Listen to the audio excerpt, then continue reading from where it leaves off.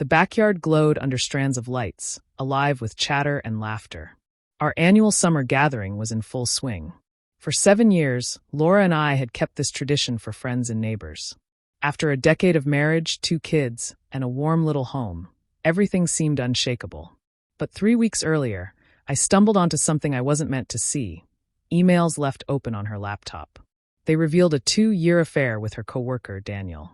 Hidden trips, stolen nights, even plans to meet here at this very party. My world collapsed in an instant.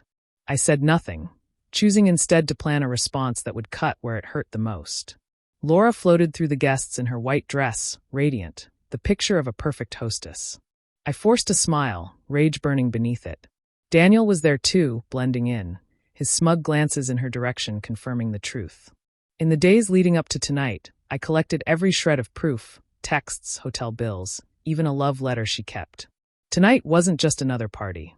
It was the stage I had prepared. I asked a friend to adjust the projector we usually used for family slideshows, adding a very different presentation. Laura had no idea. As the evening reached its peak, I raised my glass, calling everyone over to the patio. Laura stood beside me, clueless, her hand brushing Daniel's as he lingered close. I thanked our guests, then gave my friend the signal. The screen lit up, not with vacation memories, but a sequence of her emails and texts. "I love you, Daniel. Can't wait for tonight." The crowd gasped. All eyes turned to Laura, who froze, her wine glass shaking in her hand. Daniel's smirk disappeared, his eyes darting for the exit. The silence was suffocating. I spoke into the microphone, steady. "I thought we were here to celebrate our life together," I said, staring at Laura. "Turns out, she's been celebrating with someone else for years." I pointed directly at Daniel. "And you thought you could hide it at my party." Murmurs spread. Some guests stepped back, others fixed their gaze on Laura, her face collapsing in horror. She stammered, "It's not what it looks like," but her voice cracked under the weight of undeniable proof. Daniel slipped away, leaving her alone in the wreckage. I set the microphone on the table and walked inside as whispers filled the night. My phone buzzed with messages from shocked guests, some sympathetic, others stunned. Laura followed, crying, begging for a chance to explain. I shut the door before her. "You've had 2 years to explain," I said through the crack. "I'm done." The party fell apart, guests leaving in awkward silence. By morning, the screenshots were everywhere, shared across the community group chat. Laura's image as the flawless wife and mother crumbled.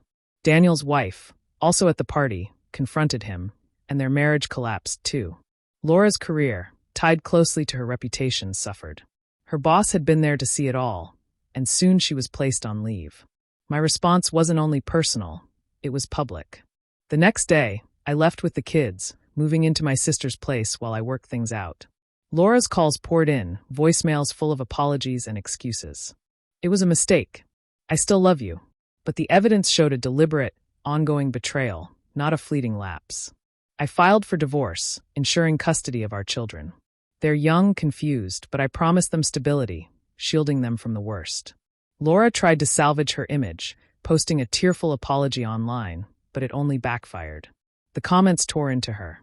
Friends distanced themselves. Daniel disappeared, unwilling to face the scandal. I didn't gloat. I didn't need to. Turning our party into her downfall wasn't about revenge. It was about truth. She built a facade of perfection, and I let it crumble under her lies. Months later, I'm living in a new place, focused on my kids and on healing. Laura is a shell of who she was, her career and social circle destroyed. That party was supposed to be our celebration, but instead it became her undoing. My choice was deliberate, final, ensuring she faced the weight of her secret. I don't take pride in her pain, but I take pride in my strength. I walked away with dignity. My kids keep me grounded, and I'm finding joy in small things again. Her affair cost her everything, and my actions guaranteed she'd never escape its shadow. That night, I turned betrayal into a reckoning. Now I'm writing a new chapter, one free of her lies.